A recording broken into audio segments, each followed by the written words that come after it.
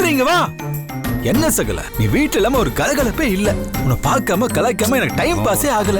இனிமே என்கிட்ட சொல்லாம நீ எங்கேயும் போயிடக்கூடாது சொல்லிட்டேன். என்னவா அத்தை எப்படி இருக்காங்க? பாவம், அவங்கள பார்த்தாலே ரொம்ப பரிதாபமா இருக்கு. அந்த மாதனுக்கு என்னாச்சு? எதுக்காக இந்த கொலை பண்ணானா? அவன் ஏதோ சொத்து பத்திரம் தேட போனானா, அங்க ஏதோ கீழே புடிச்சு தள்ளினா, கழுத்து நசுக்குனா. ஆனா அதை விட பெரிய விஷயம் ஒண்ணு நடந்திருக்கு. கேட்டா நீங்களே அதிர்ச்சி ஆயிடுவீங்க. அடுத்தவங்க விஷயம் நமக்கு எதுக்கு? ஏங்க நீங்க சும்மா இருங்க. சங்கர், காலையில அத்தை வீட்டுக்கு கவிதா வந்திருந்தா. வந்து நான் கர்ப்பமா இருக்கேன்னு சொன்னா.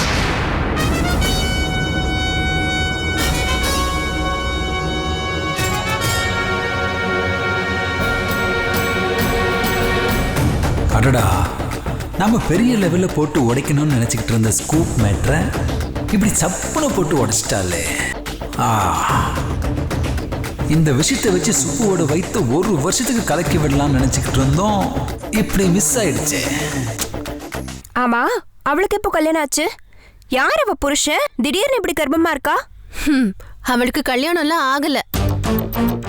கல்யாணம் ஆகாமலே கர்ப்பமா இருக்கா. கேட்டா எவன்கிட்டயோ ஏமாந்துட்டேங்கிறா.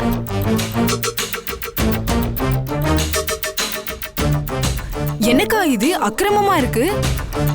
அவளே 1000 பேரை ஏமாத்துற கேரக்டர், அவ போய் யார்கிட்டயோ ஏமாந்திருக்காளே. நான் என்ன பொய்யா சொல்றேன்? இதோ மாமாவே நிக்கிறாரே, அவர்கிட்டயே கேளுங்க.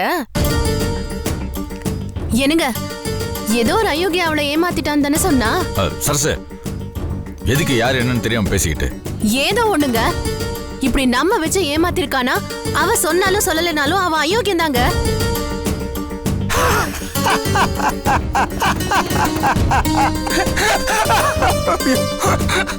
டேய், இப்போ எதுக்குடா நீ சிரிக்கிற?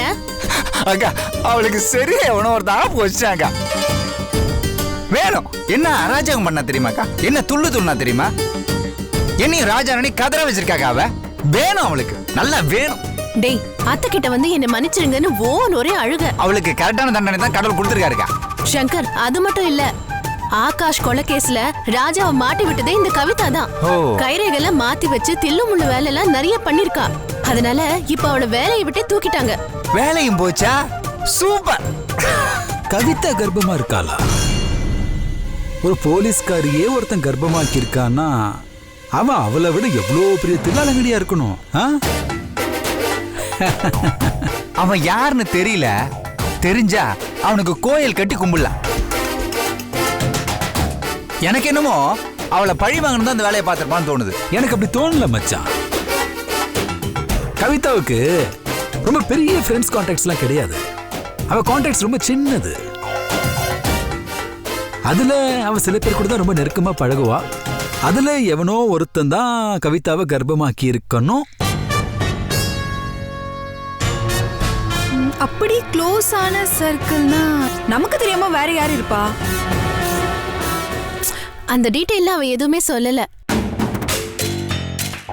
ஆனா எவனோ அவளை காதலிக்கிற மாதிரி நடிச்சு ஏமாத்தி வயித்துல புள்ளைய கொடுத்திருக்கான்.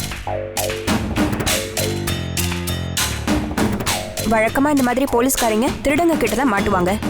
ஏன்னா அவங்க தான் போலீஸை விட புத்திசாலியா இருப்பாங்க. அந்த மாதிரி எவனோ ஒருத்தன் தான் கவிதாவை மயக்கி இந்த மாதிரி பண்ணிருக்கான். அவன் யாருங்கிற ரகசியத்தை சொல்ல மாட்டேங்கிறாளா? சகல, அது கூட கரெக்ட் தான் இல்ல? இல்ல, அவன் திருடெல்லாம் கிடையாது. அவன் ஏதோ ஒரு இபி ஆபீசரா. எது? இபி ஆபீஸ்ல வேலை பார்க்கறானா? ஆமா சங்கர், அவன் தான் சொன்னாளே.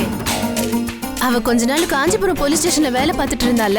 அப்போ ஸ்டேஷனுக்கு ஏதோ ஒரு இபி கனெக்ஷன் கொடுக்கணும்னு சொல்லி உங்க மாமாவை போய் அடிக்கடி பார்த்திருக்கா. அங்கதான் அந்த ஆளும் பழக்கமா இருக்கா போல. கொஞ்ச நாள் பழகிருக்காங்க. ஏதோ தப்பு நடந்தோடனே அவன் விட்டுட்டு ஓடி போயிட்டான். இப்ப அவனை கண்டுபிடிச்சு கொடுங்கன்னு சொல்லி உங்க மாமா கிட்டயே வந்து உதவி கேக்குறா. யாரு மாமா அது? தெரியுமா உங்களுக்கு? அது யாருன்னு தெரியலப்பா. பேரெல்லாம் சொல்லல. பேர் சொல்ல வந்திருப்பாங்க. ஆனா யாரோ பேர் சொல்ல விடாம தடுத்திருப்பாங்க. அங்க தடுக்கிறதுக்கு யார் இருக்கா? ஆனா கவிதா யார்கிட்டயோ இப்படி ஏமாந்து போயிட்டான்னு நினைச்சாதான் எனக்கு ரொம்ப ஆச்சரியமா இருக்கு. அதெல்லாம் ரொம்ப சகஜம். ஆனா தெரியாத ஒருத்தன் இதெல்லாம் பண்ணிருக்க முடியாது. யாரோ தெரிஞ்சவன் நல்லா பழகின ஒருத்தன் தான் இதெல்லாம் பண்ணிருக்கான். அதுவும் கரெக்ட் தான். காதலுக்கும் காமத்துக்கும் கண் இல்ல. இது எத்தனையோ பேர் விஷயத்துல நடக்குது. பாவம், கவிதாக்கு என்ன குறைச்சல்? அழகு இருக்கு, இளமை இருக்கு, வசதியும் இருக்கு. அந்த அயோக்கிய பேசாம அவளை கல்யாணம் பண்ணிக்க வேண்டியதானே? ஏன் இப்படி விட்டுட்டு ஓடணும்? ஏங்கா அவ கூட எவனாவது குடும்பம் நடத்துவானா? அக்யூஸ்ட் ஜெயில வச்சு அடிக்கிற மாதிரி புருஷனை பெட்ரூம்ல வச்சு அடிச்சிருப்பா. அதான் ஓடியே போயிட்டான் அவன். டேய், என்ன நடந்திருந்தாலும் அவளும் ஒரு பொண்ணு. அவளை போய் இப்படி ஒருத்தன் பண்ணிருக்கானே, அவெல்லாம் உருப்படவே மாட்டான். ஆமா, அவ தொழில் தான் போலீஸ் தொழில்னா, மத்தபடி அவளும் ஒரு பொண்ணு தானே. அவளுக்குன்னு ஒரு மனசு இருக்காதா என்ன? அவளை போய் கெடுத்து எவனோ ஒரு அயோக்கியம் விளையாண்டிருக்கானே. பாவம், அவளுக்குன்னு இருந்த ஒரே ஒரு உறவு அவ அண்ணன் மட்டும்தான். ஆனா இப்ப அநியாயமா அவனும் செத்து போயிட்டான். இந்த நேரம் பார்த்து இவளை எவனோ ஒருத்தன் இப்படி பண்ணிட்டு போயிட்டானே, அவனெல்லாம் சும்மாவே விடக்கூடாது. அவனை கண்டுபிடிச்சு தூக்கல ஏத்தணும். இந்த மாதிரி ஆளுங்களெல்லாம் நிக்க வச்சு சுடணும். ஆமாக்கா, இந்த மாதிரி ஆளுங்களுக்கெல்லாம் துபாயில பனிஷ்மெண்ட் கொடுப்பாங்களே, அதே மாதிரி பப்ளிக் முன்னாடி நிக்க வச்சு கல்லாலே அடிக்கணும். கல்லால் அடிக்கிறது மட்டும் இல்ல, அதுக்கு வேற மாதிரி தண்டனைலாம் கொடுப்பாங்க. கற்பழிச்சா அங்க தண்டனையே வேற. சொன்னா நீ எல்லாம் பயந்துருவ, வேணாம் விடு. தெரியும் தெரியும், என்ன தண்டனைன்னு நல்லாவே தெரியும்.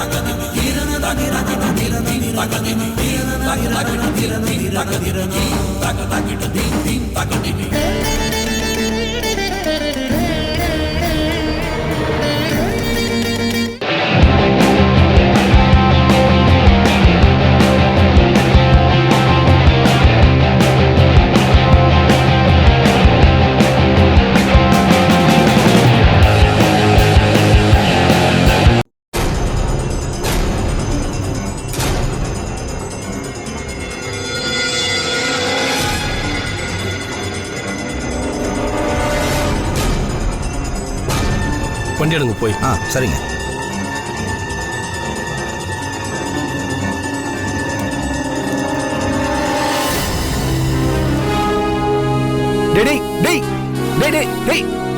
என்னையா பண்ற? ஏன் கார் எடுத்துட்டு இருக்க? ஹலோ, தெரிஞ்சுதான் வந்திருக்கோம். நாங்கள் ஃபைனான்ஸ் கம்பெனிலேருந்து வந்திருக்கோம். 4 மாசமா டியூ கட்டல. 2 லட்சம் ரூபாய் பாக்கி இருக்கு. ஃபோன் பண்ணாலும் எடுக்க மாட்டேங்கிறீங்க. காசை கட்டிட்டு காரை வந்து எடுத்துக்குங்க. கார் எடு பண்ணி. இருங்க, பணத்தை கட்டிடுறேன் சார். கார் எடுக்காதீங்க, இது என்னோட காரு. என்னது உன் காரா? இது ஃபைனான்ஸ் கம்பெனி காரு. பணம் முழுசா கட்டினாதான் உன் காரு. ஹலோ, நான் கட்ட வேண்டியது ஜஸ்ட் 2 lakhs. காரோட ஒர்த்து தெரியுமா? 8.5 lakhs. நீ பண்றதெல்லாம் அநியாயம். கட்டாத பணத்துக்கு வட்டி 1 லட்சம், மொத்தம் 3 லட்சம். ஆபீஸ்ல வந்து பணத்தை கட்டிட்டு உன் கார் எடுத்துக்கோ. சார், நீங்க வண்டி எடுங்க. ஏய், நிறுத்தியா? நான் யார் தெரியுமா? ஓங்கி விட்டா. யாரு மேல கை வைக்கிற? ஆள் பாக்குறதுக்கு இப்படி இருக்கேன்னு நினைக்கிறியா? நாங்கெல்லாம் கராத்தால பிளாக் பெல்ட். என் மேல கை வச்சுன்னா அவ்வளவுதான். போட்டேன்னு வையே, காசை கட்டுறதுக்கு வக்கீல்ல வந்து காசை கட்டிட்டு கார் எடுத்துட்டு போயா? அவங்கிட்ட என்ன பேச்சு? கார் எடுங்க நீங்க. அண்ணா அண்ணா அண்ணா அண்ணா, காசை கட்டிடுறேன். அண்ணா அண்ணா சொன்னா கேளுங்கண்ணா. அண்ணா அண்ணா அண்ணா அண்ணா சொன்னா அண்ணா அண்ணா அண்ணா டேய் டேய் டேய்.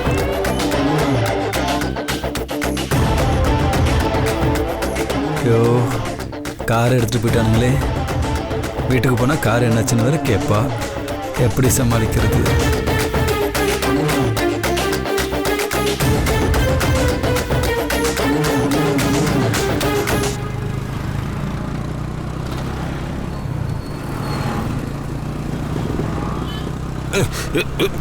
மாப்ள பத்தியா தடுமாறுது மாப்ள. நேரம் சரியில்லை. நீ இன்னைக்கு போயிட்டு நாளைக்கு வா மாப்ள. அட ஏன் மாமா, ரோட்ல மேடு இருக்கு, அதெல்லாம் கொஞ்சம் பைக் அடிச்சு யாரும் முன்னாடி சொன்னா சரியான ஆலியா. ஐயோ, இவன் கடைக்கே வரக்கூடாதுன்னு நினைச்சேன், வந்து உயிர் எடுக்கிறானே. அடம் பிடிச்சு கழுத்து அறுக்கிறானே. ஐயோ, இவன் கடைக்கு வரக்கூடாதுன்னு நினைச்சு எவ்வளவு திட்டம் போட்டான், எதுவுமே நடக்கலையே. வர்றான். என்ன பண்ணிட்டு நீ? ஒண்ணு இல்ல மாப்ள. சரி வா வா. மாப்ள மறுபடியும் தடுமாறுது மாப்ள. மாப்ள, இன்று போய் நாளை வா. ஆமா, நான் பேர் ராமர், இவர் அப்படியே பேர் ராவணன். சும்மா பேசிட்டு அதெல்லாம் ஒண்ணும் இல்ல. வா போலாம், வா வா வா. ஐயோ, டே முருகா, எப்படா இருக்க? நல்லா இருக்கானே. அண்ணே, ராஜா அண்ணே, ஒரு வழியா வந்துட்டீங்கண்ணே. நீங்க கடைக்கு வந்தது ரொம்ப சந்தோஷமா இருக்குண்ணே. இன்னைக்கு தான் எனக்கு உயிரே வந்த மாதிரி இருக்குண்ணே. பாத்தியா மாமா, முதலாளிய எவ்வளவு உள்ள அன்போடு வரவேற்கிறான் பாரு. என்ன பார்த்து எவ்வளவு சந்தோஷப்படுறான் பாரு. இவன் விசுவாசம், இவன் உயர்ந்த மனிதன். நீ இருக்கிய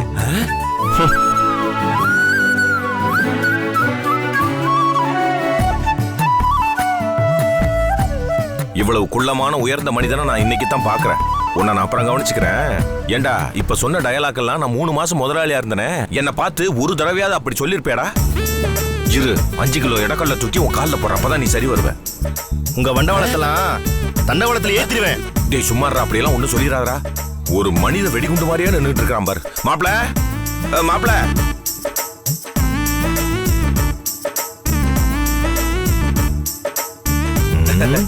மாப்ள மாமா, சரக்கெல்லாம் அப்படியே பிரமாதமா இறக்கிருக்கிய மாமா. அப்படியே கடையை நிரப்பிட்டிய மாமா. அப்படியே கண்ணுக்கெல்லாம் குளுக்குன்னு இருக்கு மாமா. அம்மா சொன்னது உண்மைதான் போல. நான் கடையில் 3 மாசத்துல உள்ள பூந்து விளையாடு இருக்க போல.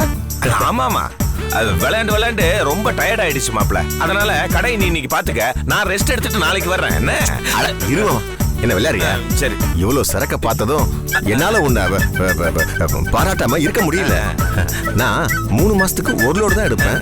ஆனா ஒரே மாசத்துல 3 லோடு இருக்கிறியே மாமா. இதெல்லாம் சாதாரண விஷயம் இல்ல மாமா, பெரிய உலக சாதனை. ஆமா, சரக்கு அடிக்கிறதுக்கு நமக்கெல்லாம் சொல்லியா தரணும். டேய் இங்க என்னடா பார்வை, உள்ள போய் வேலையை பாடுறா.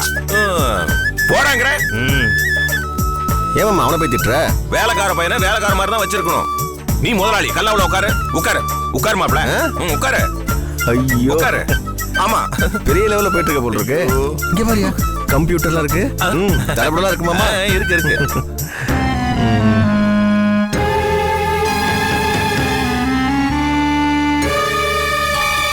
என்ன ஓனர், எப்படி இருக்கீங்க? நல்லா இருக்காமா. உன்னை யார் தம்பி கேட்டது? நான் ஓனரை கேட்டேன்.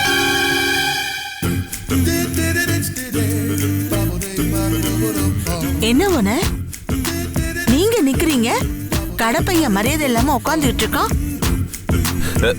அது வந்து சும்மா ட்ரைனிங். நான் ஊருக்கு போயிட்டா கடையை நல்லா பாத்துக்கணும்ல, அதுக்காகத்தான் வச்சிருக்கேன்.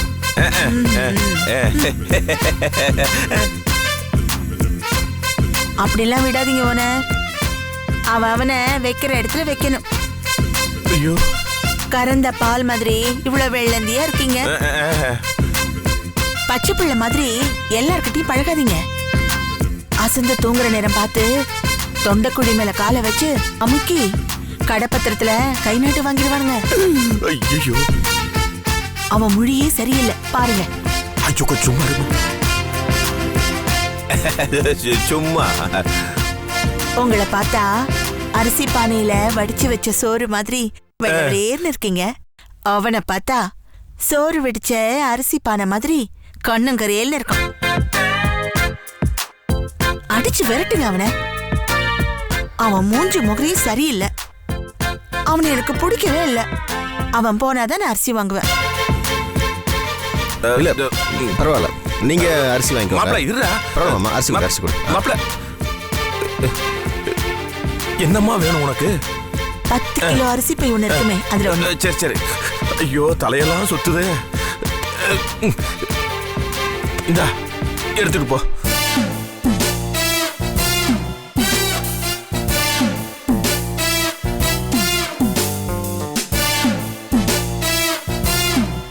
அண்ணே, அப்படியே திரும்பி அங்க நடக்கிற கூத்த பாருங்களேன்.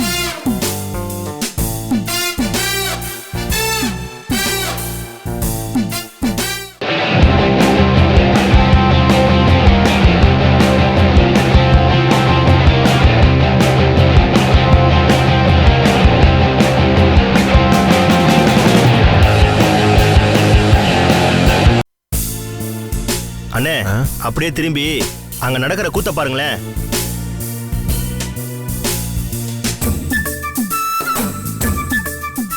₹1000 ஒத்த நோட்டா இருக்கு, சில்லறை இருக்கா? இல்லையே, நீதானே போனி. அப்போ வீட்டு பக்கம் வாங்க, சில்லறை தரேன். சரி சீக்கிரமா கிளம்பு. சரி, கருவாட்டு குழம்பு வச்சுக்க, சாப்பிட வாங்க. கருவாட்டு குழம்பா? ஐயோ, நீ ரொம்ப சூப்பரா வைப்பியே, கண்டிப்பா வந்துடுறேன்.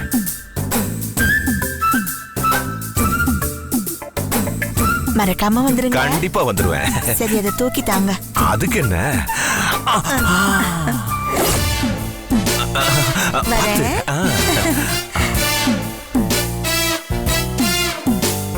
டேய், என்னடா 10 கிலோ அரிசி பைக்கு அந்த பொம்பளை காசு கொடுக்காம போயிட்டு இருக்கா? இதே கூத்து தான் தினமும். உங்க மாமா யாருக்கு வியாபாரம் பண்றாரு? எல்லாம் தப்பான லேடி கஸ்டமருக்கு. ஆனா யாருக்கிட்டே காசு வாங்குறது கிடையாது.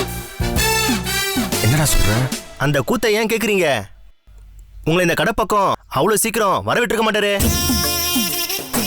ஆமா, கிளம்ப போற நேரத்துல ஏதாவது சாக்கு போக்கு சொல்லி 4 நாளா தண்ணி காட்டியிருப்பாரு. ஆமா, கிளம்புனாலும் ஏதோ நேரம் சரியில்லை, சகுனம் சரியில்லைன்னு கட்டைய போட்டிருப்பாரு. ஆமா, மீறி வந்திருந்தாலும் இன்று போய் நாளை வா அப்படின்னு சொல்லியிருப்பாரு.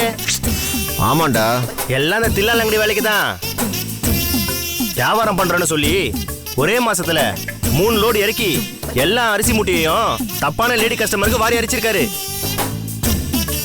எழுதி வச்சுக்கோங்க, நான் சொல்றேன், நையா பைசா கூட வசூலாகாது. 10 லட்சம் ரூபாய் நஷ்டம் தான்.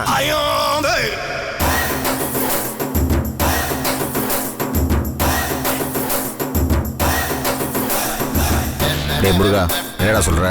போய் கல்லால உட்காருவீங்கல்ல, கணக்கை எழுதி வச்சிருப்பாருல, போய் அதை போய் பார்த்ததுக்கு அப்புறம் நான் சொல்றது உண்மையா பொய்யான்னு உங்களுக்கு தெரியும். இங்க பாரு, அவர் மேல கோவத்தை சொல்லிட்டு இருக்கியா? அட, உங்க மாமா அடிச்ச கூத்துக்கு நானே வேற கடையில போய் வேலைக்கு சேர்ந்துடலான்னு இருக்கேன். வயிற்றுச்சலை கிளப்பாதீங்கண்ணே. ஏதோ உங்க வீட்டு உற்பத்தின விசுவாசம் எல்லாம் சொல்லிட்டேன். அதுக்கப்புறம் உங்க இஷ்டம். அப்புறம் நான் சொன்னேன்னு சொல்லிடாதீங்க.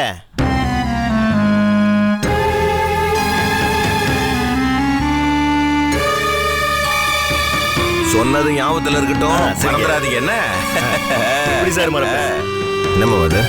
மாப்பிள, சாம்பிளுக்கு அரிசி கொடுத்துருக்கேன் மாப்பிள. பல்கா அப்படியே ஆர்டர் பிடிக்கணும், அதான் நமக்கு முக்கியம். ஓ, அது சரி.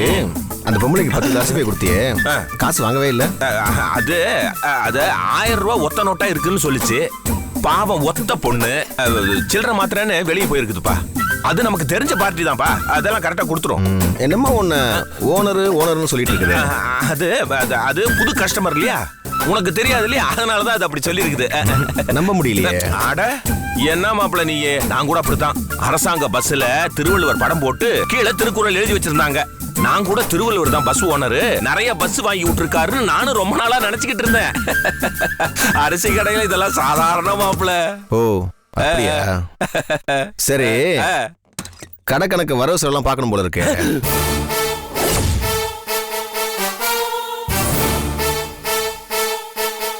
என்னமா பாத்துக்கிட்டு இருக்க?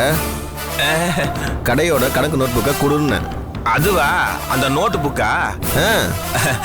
இது பாருப்பா, அது இங்கதான் எங்கேயாவது இருக்கும். பெருச்சாளி ஒண்ணு இங்கே சுத்திக்கிட்டு இருந்ததா. ஒரு நாள் அந்த நோட்டு மேல வெங்காய வடை வச்சு நான் தின்னுக்கிட்டு இருந்தேன். அந்த வாசனைக்கு எங்கேயாவது இழுத்துட்டு போயிருச்சுன்னு நான் நினைக்கிறேன். என்னது? இப்ப ஞாபகத்துக்கு வந்துருச்சு. நீ அவசர அவசரமா என்ன கூட்டிட்டு வந்துட்டல்ல, அதனால நான் நோட்டை வீட்லயே வச்சுட்டு வந்துட்டேன். அதனால நான் அப்ப போய் நோட்டை எடுத்துக்கிட்டு நாளைக்கு வந்துடுறேன். என்ன?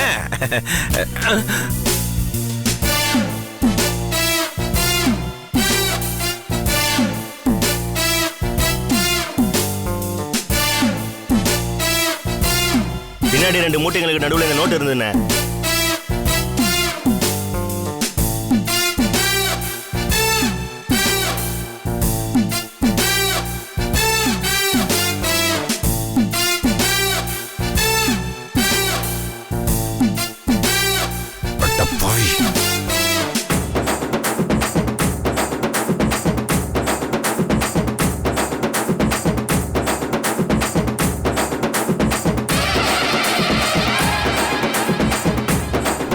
என்னமாமா இது?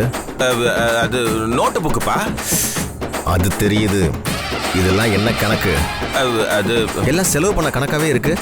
வர வேண்டிய வசூல்லாம் கணக்கிலே வரலையே. வரவுல ஒரு கணக்கு கூட இல்ல. லோடு வாங்கின சரக்குக்கு 3 மாசமா பைசாவே வர வைக்காம எல்லாம் பெண்டிங்ல இருக்கு.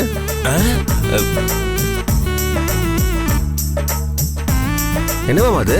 நம்ம அரிசி கடைக்கு வாடகை பாக்கி இருக்கு. தந்தா தானே?